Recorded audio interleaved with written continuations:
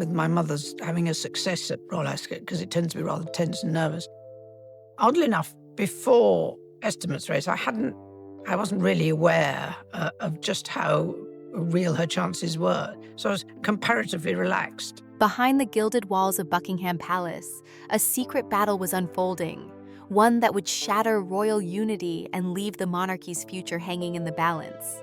Queen Camilla, once the beloved consort, was accused of quietly attempting to steal priceless heirlooms meant for her grandchildren, with the treasures disappearing under mysterious circumstances.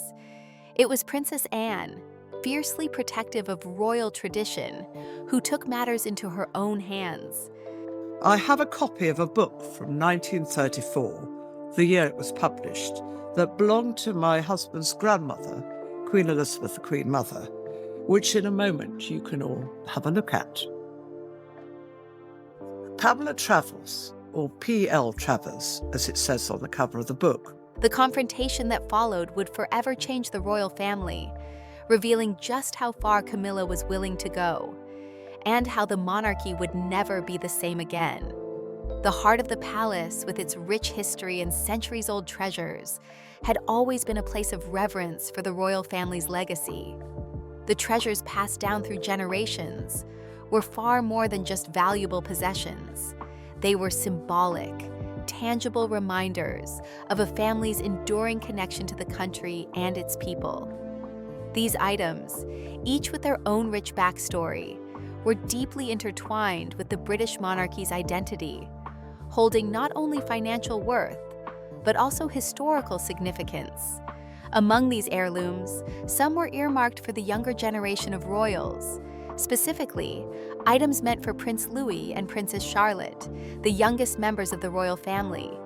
These treasures had been passed down through the generations for one clear purpose: to serve as an enduring connection to the past for the heirs of the monarchy, a symbol of the continuity of the British royal line. For years, these items had been stored safely, with the expectation that they would one day be passed down to the next generation, to be worn or displayed with pride. However, as time passed, a pattern began to emerge that raised suspicions. A number of these heirlooms, which had once been prominently displayed in the royal collection, began to disappear. It started with a few small items, like a delicate sapphire brooch that had once been worn at state banquets by Queen Elizabeth, the Queen Mother.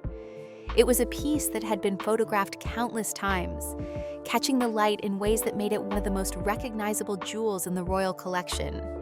But when the annual inventory was conducted, it was nowhere to be found. Soon after, a vase that had been part of the royal collection for over a century went missing. It was an antique that had survived multiple wars, coronations, and royal weddings, and yet, now it was unaccounted for. There were whispers that it had been moved. The royal staff, trained in the art of meticulous cataloging, knew that something was wrong, though no one dared say anything out loud at first. After all, Buckingham Palace had always been a place of secrets, and it was rare for anyone to speak openly about matters concerning the royal family. As time passed, these discrepancies continued to grow, with more and more items vanishing without explanation. It wasn't just small trinkets. These were items with considerable historical value, each one tied to the rich heritage of the British monarchy. The loss of these treasures was no small matter. It was a breach of royal protocol. What was even more concerning, however, was the fact that the items didn't seem to have disappeared randomly. They were being carefully moved from their usual places, their locations carefully altered within the palace. At first, no one could quite put their finger on the reason behind these mysterious disappearances. It was clear that something unusual was happening, but the implications were not immediately understood. The missing items were not just stolen. They were being relocated with a sense of deliberate intent. This wasn't a case of a disorganized staff member or a mistake during a routine inventory check. The movements were calculated and precise, as though someone was quietly shifting pieces of history without anyone noticing. Despite the growing concern, it took some time for the matter to reach the ears of the royal family. Buckingham Palace, with its countless layers of staff and security protocols, operated like a well-oiled machine. But even in such a controlled environment, things could go unnoticed, at least for a time. It wasn't until certain individuals began noticing the strange disappearances that the situation started to escalate. The first to notice the irregularities were the senior staff members, those who had served the royal household for decades. These individuals had been trained in the royal protocols and knew the importance of safeguarding the monarchy's heritage. They understood that it wasn't just about protecting valuable jewels or antiques. It was about preserving the legacy of the royal family for future generations.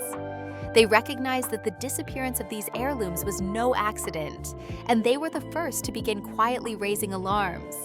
It wasn't long before Princess Anne, the Queen's only daughter, became aware of the growing unease among the staff. Known for her sharp instincts and unwavering loyalty to the royal family's traditions, Anne was deeply concerned by the whispers that had begun to circle the palace. The heirlooms meant for Prince Louis and Princess Charlotte were central to her thoughts. As a mother herself, she understood the importance of ensuring that these treasures, symbols of the royal lineage, were preserved for the next generation. She knew that the items weren't just valuable because of their financial worth.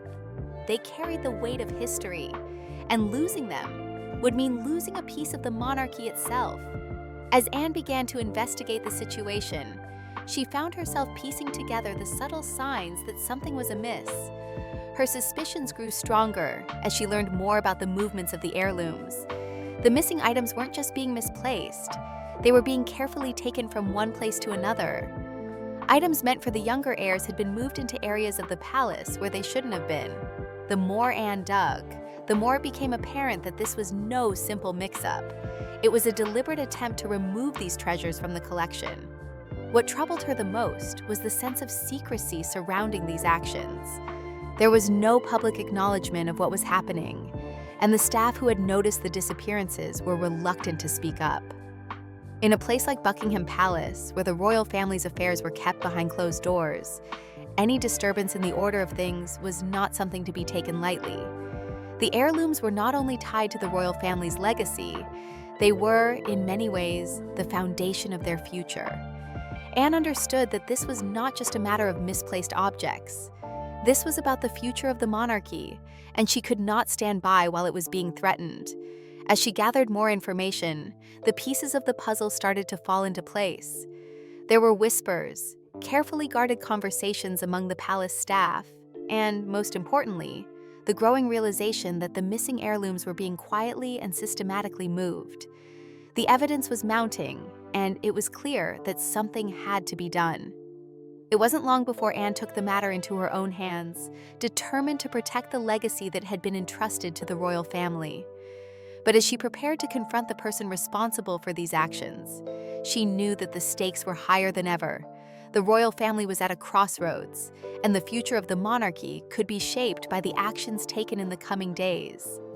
As Princess Anne began to investigate further, the unease within Buckingham Palace only deepened.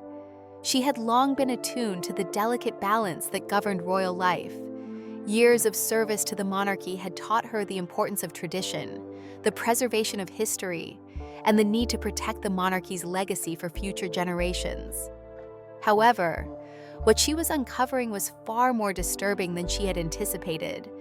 The heirlooms that had once been prominently displayed as symbols of the royal lineage were vanishing piece by piece, and Anne was determined to understand why. The first item to go missing was a diamond necklace, one that had been in the royal collection for generations. It had been worn by Queen Elizabeth, the Queen Mother, during significant state events, and its sparkling stones had become synonymous with royal grandeur. During the regular cataloging process, the necklace was found to be missing. At first, it seemed like an oversight, a simple clerical mistake, perhaps. But as Anne pressed for further details, it became clear that this was no accidental error. The disappearance was deliberate, and it sparked the beginning of her deeper investigation into what was really happening behind closed doors in Buckingham Palace. As she questioned palace staff, more missing items came to light. An embroidered gown that had once belonged to a former queen was gone. its absence noted in the royal inventory with no explanation. A vase that had been a gift from a foreign dignitary during a state visit had disappeared as well. It was not just the absence of these objects that troubled Anne, but the fact that they were all part of a larger collection meant to be passed down to the younger generation of royals. Prince Louis and Princess Charlotte were to inherit these heirlooms as part of their royal legacy. Just as their parents and grandparents had before them, these treasures were not merely objects of value. They were pieces of history, and they symbolized continuity within the royal family. Anne's concern grew as she delved deeper into the situation. There was something unsettling about the way the heirlooms were being removed from their designated places. The items were not simply misplaced. They were being carefully moved from one room to another, often with little or no record of their movement. The royal household had always operated with an incredibly detailed system of checks and balances. Every item in the royal collection was logged and stored with the utmost care. But now, these heirlooms were being quietly shuffled around, bypassing the usual protocols, with staff members unsure of what was happening. The more Anne learned, the more she realized that the heirlooms were being moved not to a secure vault or storage room, but to a private part of the palace, an area that was meant to be off-limits to the public and certain members of the royal household. Queen Camilla's private apartments were one of the places where several of the missing items were said to have been found. This raised an immediate red flag. Anne knew that Camilla had always maintained a public air of decorum, but she also understood the subtle ways in which power and influence were asserted behind the scenes. The idea that Camilla might be taking these heirlooms, pieces that were meant to be passed down to the younger heirs, was both troubling and deeply concerning. Anne's suspicions began to coalesce into something far more serious. She started to speak privately with senior staff members, the ones who had served the royal household for decades. These longtime employees had witnessed firsthand the way in which the monarchy's collection of heirlooms had been safeguarded over the years. They had been part of the system that ensured the royal treasures were passed down through generations, always under the careful stewardship of the royal family. But now, these trusted staff members were also beginning to notice that something was amiss. It wasn't long before Anne's suspicions were confirmed. The heirlooms were not being misplaced or forgotten. They were being deliberately moved, often to Camilla's personal apartments, and at times, even worn at private events where no photographers or reporters were present. The diamond tiara that had once belonged to Queen Elizabeth II, the same tiara that had been worn at her coronation, was reportedly seen in Camilla's possession, though it had been catalogued for future generations. The question was no longer whether these items were missing, but whether they were being taken for good reason, or to solidify Camilla's position within the royal family. The more Anne uncovered, the more apparent it became that Camilla's actions were not just about acquiring valuable pieces for herself. The missing heirlooms were part of a larger, more calculated effort to ensure that the younger generation of royals, specifically Prince Louis and Princess Charlotte, were deprived of the very legacy that was rightfully theirs. The heirlooms were not only symbols of royal status, but also tangible links to the past. They were meant to represent the continuity of the monarchy, to bind the next generation of royals to the history and traditions of their ancestors. Anne was determined to make sure that these treasures, these symbols of heritage, were protected from any further manipulation. Despite her growing concern, Anne knew that she could not act too quickly. The royal family had always been about maintaining the illusion of unity and order, especially in public. If this matter were to be handled recklessly, it could cause irreparable harm to the family's image. It wasn't just about the missing heirlooms anymore. It was about ensuring that the monarchy's reputation remained intact. The weight of this responsibility pressed heavily on Anne's shoulders as she sought to balance the need for immediate action with the importance of carefully navigating the family dynamics. With each passing day, Anne's urgency grew. She couldn't afford to wait much longer. The heirlooms were meant for Prince Louis and Princess Charlotte, and it was clear that their rightful inheritance was at risk. Anne's protective instincts as a mother and a royal were now fully engaged. She knew that the monarchy was fragile, and the traditions that had supported it for centuries were constantly under threat. These treasures represented more than just royal possessions. They were symbols of the monarchy's survival through war, scandal, and change. To lose them now, through a quiet act of appropriation, would be to lose a vital piece of the monarchy itself. As Anne gathered more evidence, she knew it was time to confront Camilla directly. The tension had reached a boiling point. Anne's deep love for her family and her unwavering belief in the preservation of the monarchy's traditions left her with no choice but to take action. But this was no small matter.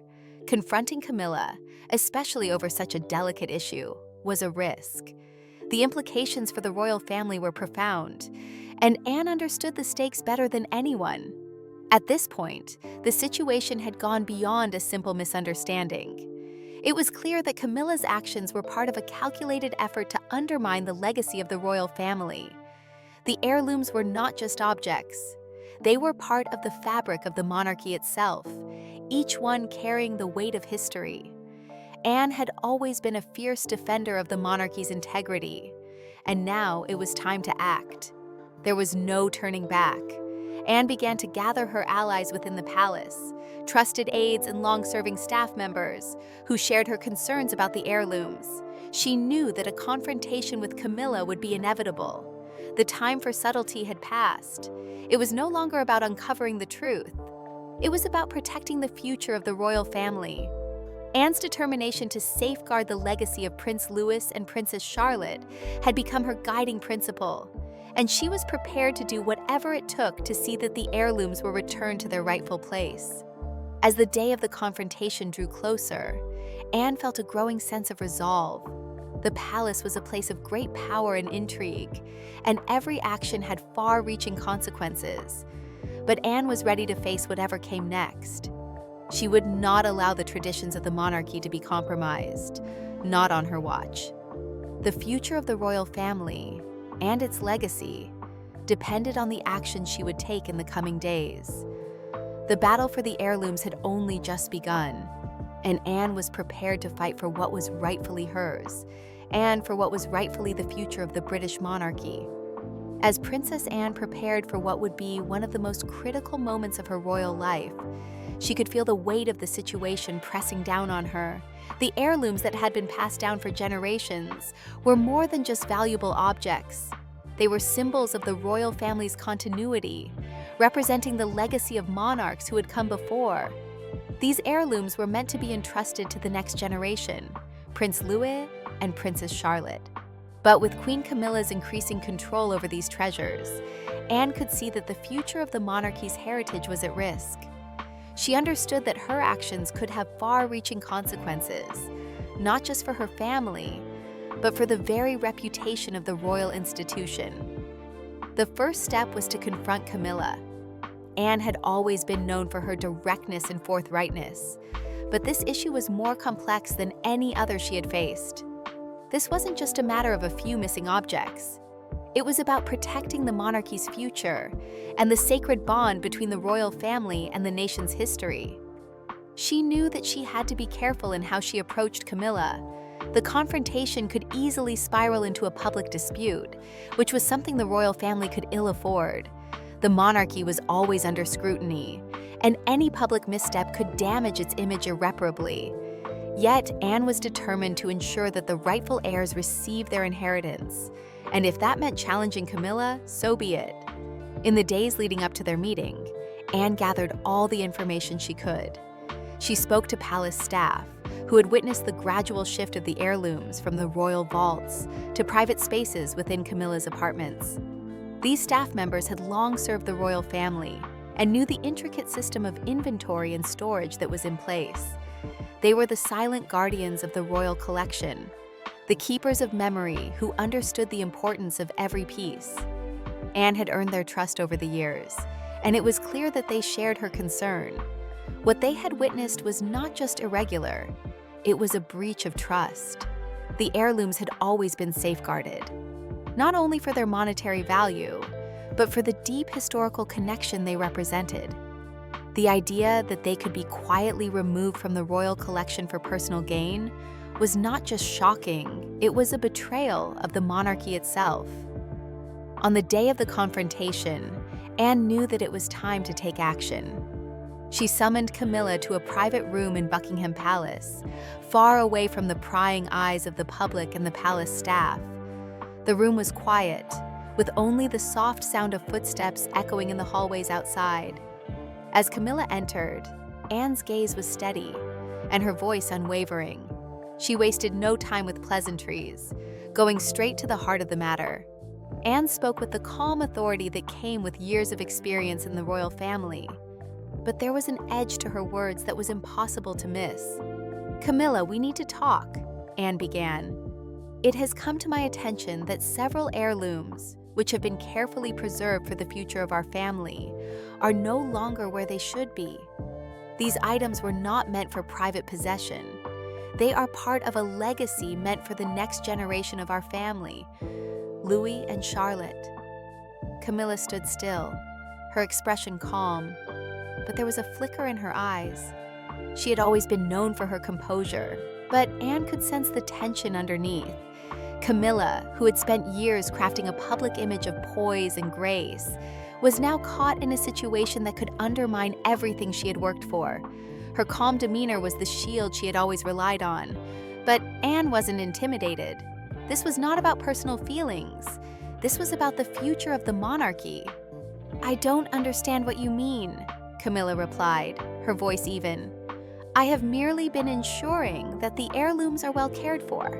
Some of these items were entrusted to me, and I believe it's my duty to ensure their safety." Anne's eyes narrowed, and she took a step forward, making it clear that she was not going to back down. "These items were entrusted to the royal collection, not to you personally.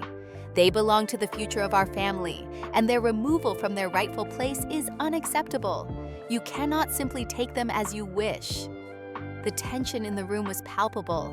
Anne could see that Camilla was trying to maintain control of the situation, but there was a crack in her composure. Anne pressed on, determined to make her point. "I am not accusing you of theft, but I am saying that these actions have consequences," Anne continued. "The heirlooms were not meant to be moved from their rightful place. They are part of the legacy that will one day be handed down to Louis and Charlotte.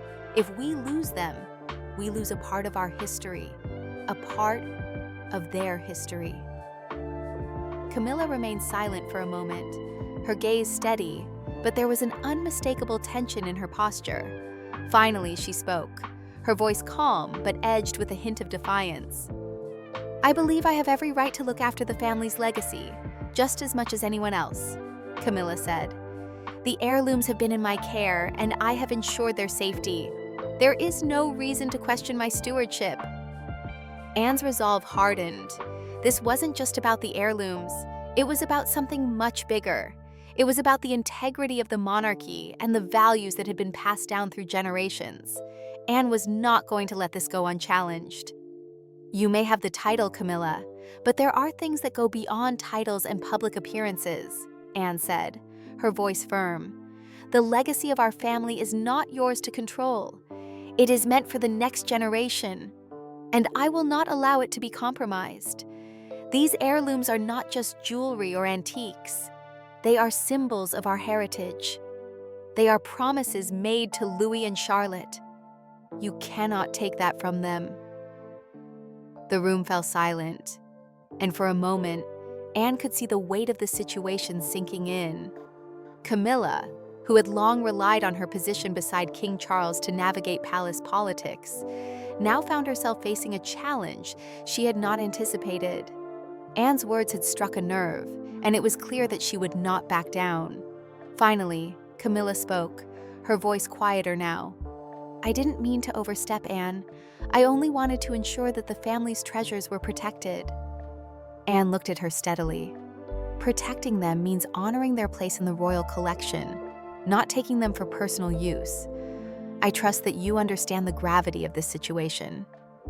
Camilla hesitated for a moment, then nodded, her expression hardening. "I will return the items," she said, her voice resigned. Anne could feel the tension in the room start to lift, but she knew that this was only the first step. The damage had been done, and the future of the royal collection would need to be safeguarded. Anne wasn't naive enough to believe that this would be the end of the matter. Power struggles within the royal family were rarely resolved so easily. The heirlooms had been returned, but Anne knew that vigilance would be required to ensure that they stayed in their rightful place. As Camilla left the room, Anne took a deep breath, feeling the weight of the confrontation lift from her shoulders. But the battle was far from over. The royal family's legacy would need to be protected at all costs, and Anne was ready to take whatever steps were necessary to ensure that the monarchy's future remained secure. The heirlooms were a symbol of continuity, and no one, not even the Queen, could be allowed to undermine that legacy. With this confrontation behind her, Anne prepared for the challenges that lay ahead. The storm that had brewed within Buckingham Palace had not passed, but the royal family had been reminded that loyalty, heritage, and tradition were the foundation of everything they stood for. As the days followed the tense confrontation between Princess Anne and Queen Camilla, the atmosphere in Buckingham Palace shifted. The heirlooms that had been quietly moved, taken from the royal vaults and passed into Camilla's hands, had been returned to their rightful place under heavy scrutiny. However, the situation was far from over. The resolution of this issue marked only the beginning of a deeper, more intricate web of palace politics and the shifting power dynamics within the royal household. Despite the heirlooms being returned, the damage done had ripples that went far beyond the immediate situation. Queen Camilla's quiet attempts to alter the balance of power in the royal family had not gone unnoticed, and Anne knew that she had to remain vigilant. The tension in the palace was now palpable. The staff, who had previously served with an air of careful politeness, now exchanged glances in the corridors, their whispers more deliberate, more knowing.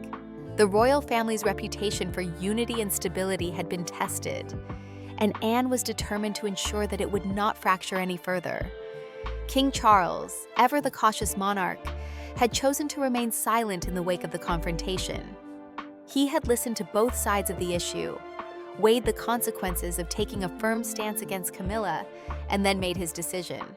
The heirlooms would be returned, and their ownership would be reaffirmed.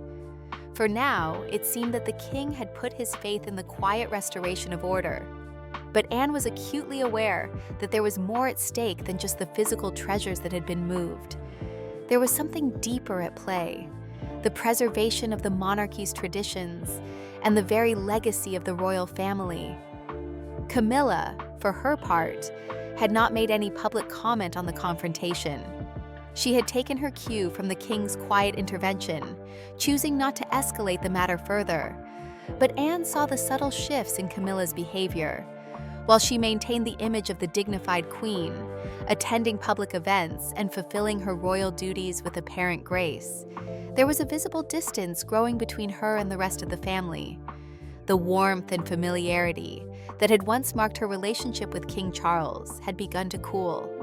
Their private moments, once full of easy conversation and companionship, were now strained. The unspoken tension between them was undeniable, though neither spoke openly of it. As the palace returned to its usual rhythms, Anne found herself drawn into a series of quiet conversations with the staff. Many had served the royal family for decades and had seen the changes that had come with the reign of King Charles. Some were concerned about the future, while others were more pragmatic, believing that the palace would weather the storm as it always had. But there was a sense of unease that permeated the halls, a quiet awareness that the royal family was no longer as invincible as it once seemed. Anne's thoughts often turned to the future. The heirlooms, returned to their rightful place, were no longer just objects of historical significance. They had become symbols of a battle for control within the royal family. The precious items had been a part of the royal heritage for centuries, passed down from one generation to the next.